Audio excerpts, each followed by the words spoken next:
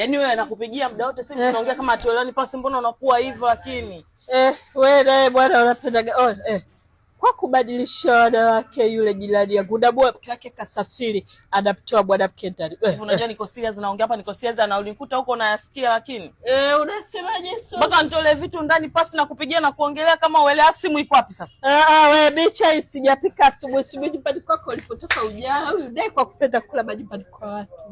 Sasa tuache utani ndugu yangu, naomba unisaidie. Naomba unisaidie popote wanakukopesha hela, hata kwa libaki ya mama. Nitalipa hiyo, asizulumishi tena. Nitalipa nilipe kodi rafiki yangu. Naomba unisaidie fast.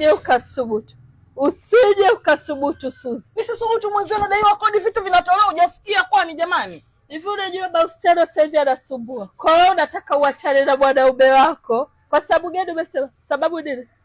Pasi nadaiwa kodi mwenzio, kodi inatolewa vitu nje. Wewe kapigwa bibi yako, umezaliwa paka umemkuta bibi yako na babu yako hapo paka leo unajua kavumilia vika. Vumilia Bausero anasumbua shoga yako. Utamwacha kaka watu utaenda kupata gume. Bausero anasumbua.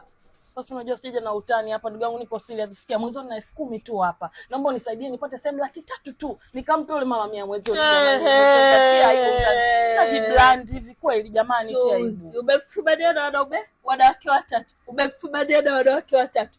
Ndio unataka uachane naye. Basi nimefumania nani jamani?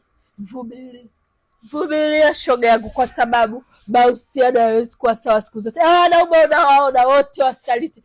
Kamilifu utamtoa wapi? Basi tatizo limerudi tena kwani? Nini? Wewe usiniambie usikii. Wewe bwana unachanganya. Sikiza kwa bebe cha kukushauri sina. Kama unataka kuachika maisha yako magumu utajijua mwenyewe. Basi mganga tapeli.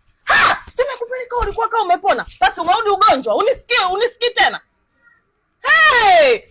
Ndio maana napiga simu naongea na mtu. Pasi bwana yule mganga tapeli pasi. Nenda kanisani. Haki ya mama nenda kanisani pasi.